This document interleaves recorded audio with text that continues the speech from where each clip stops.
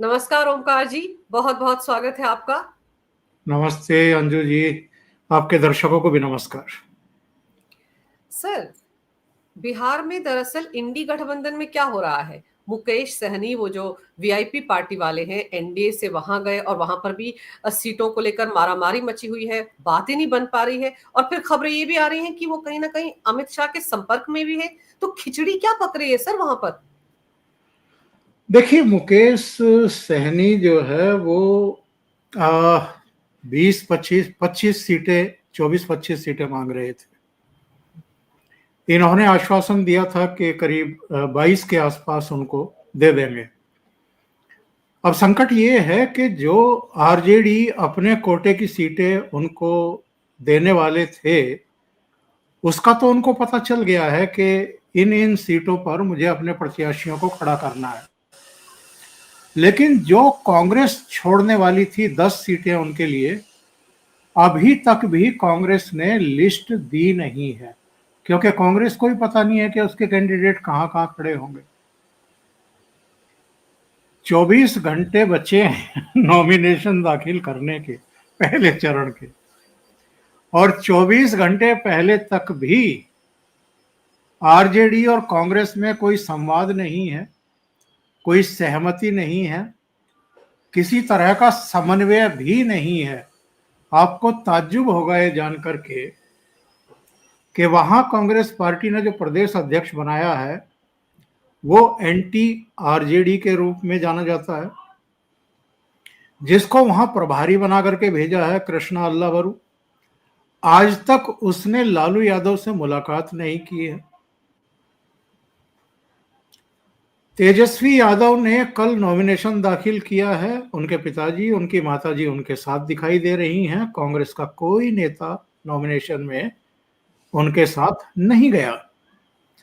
कांग्रेस का भी मतलब होना तो राहुल गांधी को चाहिए था, लेकिन राहुल गांधी नहीं है तो राष्ट्रीय अध्यक्ष चले जाते, जो प्रभारी महासचिव हैं कृष्णा अल्लावरू वो चले जाते, प्रदेश अध्यक्ष चले जाते, कोई भी नहीं गया। इसके अलावा जो वाम दलों के नेता हैं उनमें से कोई भी नहीं था। बाकी का तो छोड़िए, कोई सी बहन नहीं थी साथ में। मीसा भी नहीं थी, रोहिणी भी नहीं थी, हेमा भी नहीं थी, कोई नहीं था। और तेज प्रताप को ये ऑलरेडी अपने घर से निकाल चुके हैं।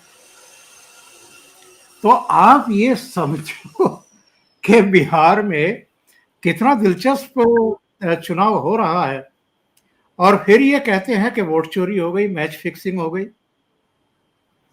आप 24 घंटे पहले तक भी सीटें तय नहीं कर पा रहे हैं कि कांग्रेस कितनी सीटों पर लड़ेगी, कौन कौन सी सीटों पर लड़ेगी। कांग्रेस ये तय नहीं कर पा रही है कि हमारे प्रत्याशी कौन कौन होंगे। कांग्रेस ये तय नहीं कर पा रही है कि अपने कोटे से जितनी 10 सीटें, 11 सीटें उनको मुकेश सहनी को देनी थी वो कौन कौन सी होंगी। नॉमिनेशन का आखिरी दिन है, यानी 17 अक्टूबर।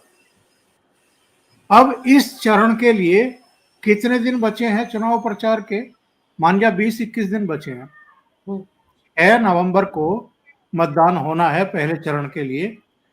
तो अगर 20-21 दिन बचे हैं तो ये जो करीब 121-122 सीटें हैं जो पहले चरण में जा रही हैं, इनमें से कितनी सीटें कवर कर पाएंगे तेजस्वी यादव और राहुल गांधी? कितनी सीटों पर प्रचार कर पाएंगे? और फिर आप कहेंगे कि साहब गड़बड़ी हो गई, ये तो मुख्य चुनाव आयुक्त और प्रधानमंत्री नरेंद्र मोदी के बीच मैच फिक्सिंग चल रही है। आप ये अंदाजा लगाइए कि भारतीय जनता पार्टी अपना चुनाव प्रचार योगी आदित्यनाथ के जरिए आज से शुरू कराती है। उनकी सहरसा में और एक दूसरी जगह जो है रैली हो चुकी है जी, और प्रधानमंत्री की भी अब शुरू हो जाएंगी। अमित शाह लगातार लगे हुए हैं।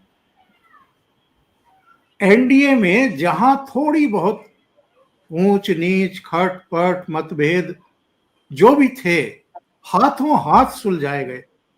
अभी 2 दिन पहले उपेंद्र कुशवाहा ने कुछ तिनके तोड़े। अमित शाह ने कहा कि आ जाओ, दिल्ली बुला लिया, उनकी आत्मा शांत करके वापस भेज दिया। चिराग पासवान जो है वो खोरू कर रहे थे। खोरू जानते हैं क्या होता है?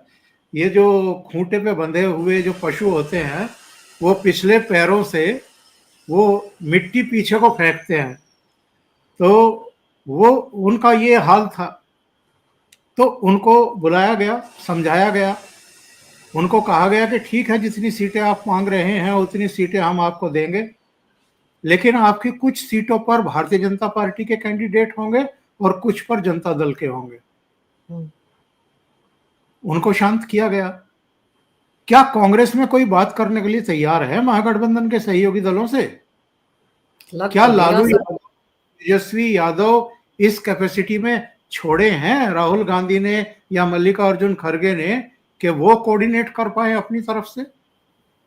जिस समय ये सारी कवायद होनी थी अंजू जी, उस समय राहुल गांधी पहले मलेशिया की यात्रा पर थे, उसके बाद फिर कोलंबिया चले गए, फिर पेरू चले गए, और फिर कहां गए किसी को पता नहीं। 15 दिन मलेशिया के अलावा 15 दिन वो गायब रहे हैं। तो अगर आप बिहार जैसे महत्वपूर्ण स्टेट के चुनाव के समय 15 दिन दृश्य पटल से गायब हो जाते हैं, और उसके बाद आते ही आप वो हाई कमांड वाली मुद्रा में आकर के कहते हैं कि नहीं नहीं, हम तो इतनी सीटों पर लड़ेंगे, इतनी सीटें छोड़िए हमारे लिए, कौन छोड़ देगा? देखिए, लालू यादव बहुत चतुर खिलाड़ी हैं राजनीति के। आपको मटन बनाना और मटन खिलाना तो उनको आता है, लेकिन जहां तक प्रत्याशियों की बात है, सीटों की बात है, वो कहते हैं ना कि दूध का जला भी छाछ फूंक फूंक मार करके पीता है। तो पिछली बार 70 सीटें उन्होंने दे दी थी इनको, 19 जीत पाए थे ये। कितनी सीटें खराब की थी इन्होंने? 51 सीटें खराब कर दी थी। उनका ये मानना है कि अगर हम इनको 70 सीटें ना देकर के 40 के आसपास देते, 35 के आसपास देते, तो शायद पिछले चुनाव में ही तेजस्वी यादव के मुख्यमंत्री बनने के चांसेस बन जाते, क्योंकि उस समय जो स्ट्राइक रेट था आरजेडी का वो बेहतर था, बहुत बढ़िया था जी। इस बार तो उनको भी उम्मीद बहुत कम है, दावे वो जरूर कर रहे हैं, लेकिन एक बुनियादी अंतर आप देखिए दोनों महागठबंधनों में।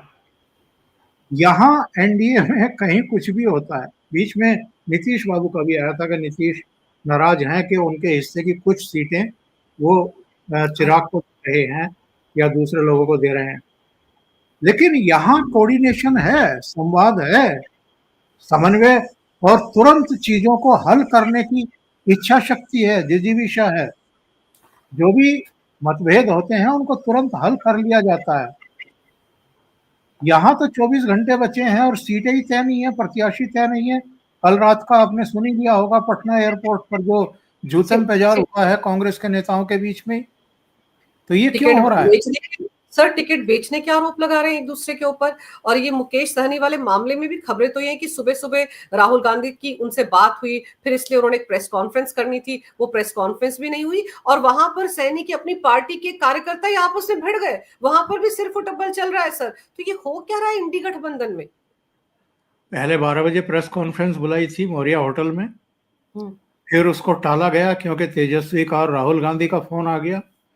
फिर कहा गया कि 4 बजे करेंगे, क्योंकि उनको लगा कि फोन तो इन्होंने कर लिए लेकिन दे कुछ नहीं रहे, घोषणा नहीं कर रहे, फैसला नहीं कर पा रहे। फिर 4 बजे का टाइम तय हुआ। उसके बाद वो 4 बजे वाली भी टलवाई गई। अब 6 बजे का टाइम था, पता नहीं 6 बजे अब हो रही है कि नहीं हो रही है, लेकिन लगातार मुकेश सहनी जो है वो डामाडोल स्थिति में हैं। जो सवाल आपने शुरू में पूछा था उसका जवाब ये है कि मुकेश सहनी ये भारतीय जनता पार्टी के शीर्ष नेतृत्व के संपर्क में है। 4 दिन पहले ये बताते हैं, इसकी कोई पुष्टि और खंडन तो करेगा नहीं, राजनीति में कोई करता भी नहीं है, लेकिन चिराग को ये कहा गया ऊपर से कि आप अपने हिस्से की 4 सीटें छोड़ने के लिए तैयार रहिए। आप 20 या 22 सीटों पर लड़ पाएंगे, इससे ज्यादा नहीं, क्योंकि एक और पहलवान जो है वो अखाड़े में कूदने वाला है, साथ आने वाला है। इसी तरीके से नीतीश बाबू से बात की गई। तो तैयारी तो पूरी है, अभी 24 घंटे बचे भी हैं। देखिए, ये जो रात है, ये जो अंतिम रात है, ये कहर वाली रात हो सकती है बिहार की राजनीति में। तो आपको सर ये लग रहा है कि अगले 24 घंटे में जो आखिरी दिन है नामांकन पर्चे दाखिल करने का पहले फेज के लिए, उस दौरान पलटी मारकर मुकेश सहनी वापस एनडीए में आ सकते हैं, इसके आसार दिख रहे हैं? राजनीति में कुछ भी असंभव नहीं है, राजनीति संभावनाओं का ही खेल है।